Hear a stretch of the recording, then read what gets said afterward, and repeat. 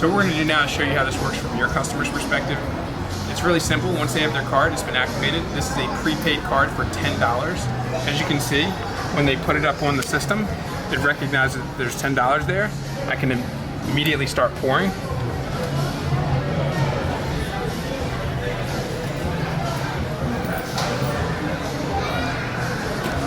And now you can see up on the screen, it's going to show you that I've poured 7.9 ounces and I have $6.85 left of beer to pour. When as soon as I pull this out, the tap is no longer active, it cannot be poured, and you can take this to the next station in the line and try a different beer. So you can see this customer is about to hit their limit. As soon as they hit their limit, it's going to tell them they've run out of credit. Now this is where your staff is able to reactivate their card and add dollars to it right away. So they simply put their card in there, they hit increase value, they put $10 more. They collect $10 from the customer, they put the card back in.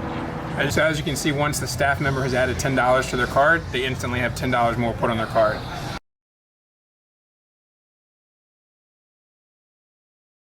One of the unique features of our system is you can do everything from each individual tap. So each tap becomes its own terminal. And this is a management card where they can reactivate, they can add money to a card, they can reactivate a card if it's expired or if they've hit their responsibility limit. This is an administrative side so they can connect to our servers. If they want to change the beer that's on tap, they simply hit configure valves. They pick the beer that's currently there. And let's say they wanted to put Bud Light. Now you can see it changed to Bud Light. And when they tap here, they can learn more about the beer that's brewed, how it works. So this is a single tap unit where each tap has its own screen. But we also do multiple taps on one screen. That would require the customer to set up the number of lines to be, we'll say 2, if it's going to be two taps per screen. And then it's going to ask what the second beer is. They simply put in 90 pulses per ounce. And then they pick the beer. We'll pick Miller Lite. And now as you can see, you're able to have 2 different beers from one screen.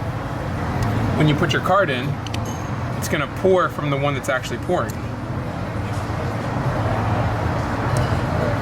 So if I had another tap here, I could pour Miller Lite from that other keg, but this is a one screen for one tap system that we have here. There's 2 levels of access. There's the administrative access and then there's the general staff access.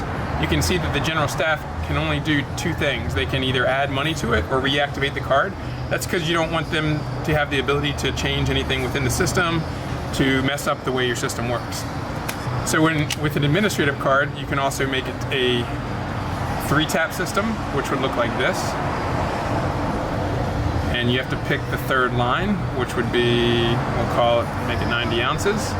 And we'll make this one Stella. So now we have 3 beers on tap, all of which you can learn more about by simply pressing.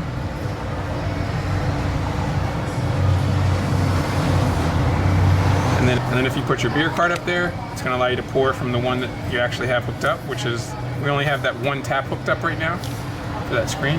And if you want to make it a 4-tap system, you simply hit this, you hit number of lines, you hit 4, and then you got to define what that 4th one is.